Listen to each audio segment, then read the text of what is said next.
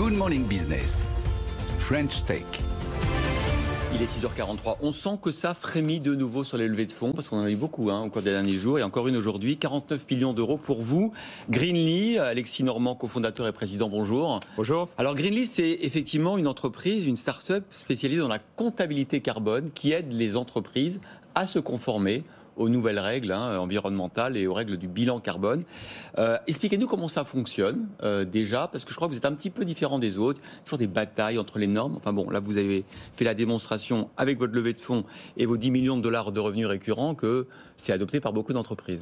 Oui, absolument. Donc je pense qu'on est passé d'un paradigme où seulement les très grandes entreprises suivaient leurs émissions avec beaucoup d'expertise, mais en interne, restreinte chez certaines personnes, à un nouveau monde où en fait tout le monde va devoir suivre ses émissions sous la pression des réglementations, des clients, des fonds d'investissement. Et pour ça, il y a un besoin de démocratiser.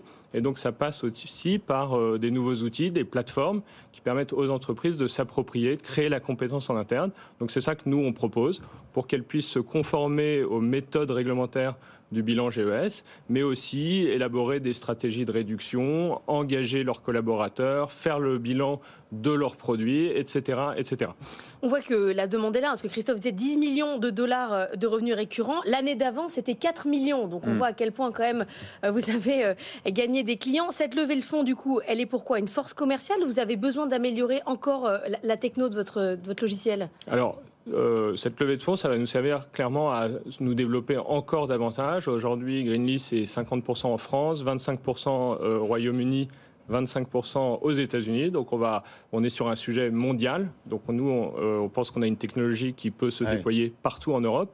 Après, on va investir pour moitié dans le produit parce que le bilan GES, c'est quelque chose où on peut toujours être plus précis. On peut toujours aller plus loin dans la donnée, on peut avoir des infos plus fines sur ses fournisseurs. C'est comme ça qu'on aide les entreprises à faire des meilleurs choix sur quel fournisseur choisir pour décarboner ma production, etc., etc. Donc on va énormément investir dans le produit, plus encore que dans l'expansion commerciale. Anthony. Et justement, dans quelle mesure ces notes que vous attribuez, ce qu'on voyait derrière, donc il y avait un petit score d'impact environnemental, sont fiables par rapport à d'autres mesures qui peuvent être réalisées par d'autres entreprises? Ça, je pense à un parallèle, c'est avec les diagnostiqueurs DPE. On sait qu'en fonction de l'entreprise par laquelle on passe, on va avoir une lettre qui va être en décalage, il va y avoir une ou deux lettres de décalage. Est-ce que c'est la même chose dans votre domaine ou est-ce que les paramètres qui sont pris en compte sont beaucoup plus fins et beaucoup plus stricts? Non, c'est une excellente question. D'un côté, il faut se conformer à la méthode réglementaire qui est une obligation déclarative. Et ensuite, ça ne dit pas quel est votre niveau de maturité en termes de trajectoire de décarbonation. Donc il y a un certain nombre de standards privés qui vous aident à faire ça. Par exemple, ce qui est important en fait, c'est la décarbonation. C'est est-ce que vous suivez un sentier de réduction de vos émissions qui, si possible, est aligné avec les accords de Paris pour qu'on puisse atteindre le net zéro en 2050. Et ça, en fait, il faut noter cette maturité. Donc c'est ça que nous on fait.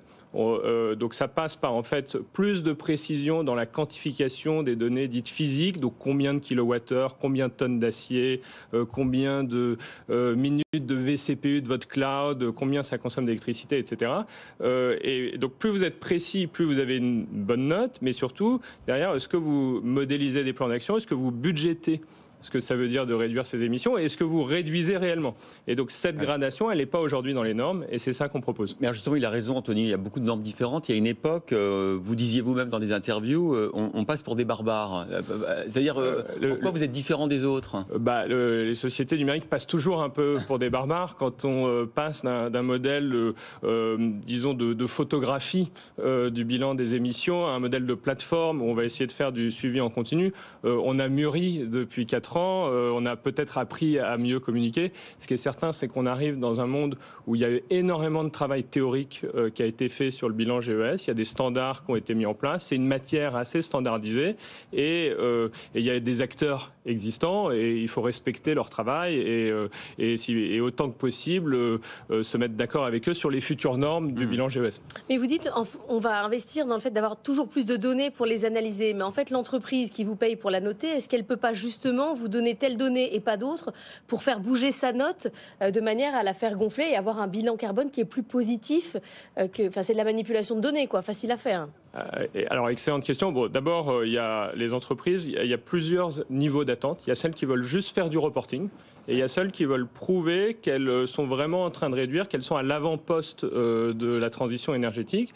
Et donc nous, notre métier, c'est vraiment de faire cette comptabilité au plus fin. Et comment vous garantissez en fait la fiabilité des données?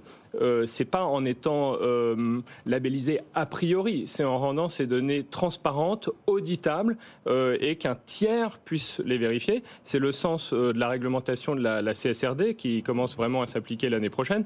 C'est pas Greenly peut vous donner un tampon. On a dans notre outil plein de choses qui va vérifier la fiabilité de vos informations, mais comme vous le dites, on est comme un expert, comme un comptable. Il faut qu'il y ait un tiers qui aille vérifier ces données. C'est la seule garantie qui, by design, si je puis dire. Merci beaucoup et bravo pour cette levée de fonds. Je le rappelle, 49 millions d'euros. Merci Alexis Normand, cofondateur et président de Greenly.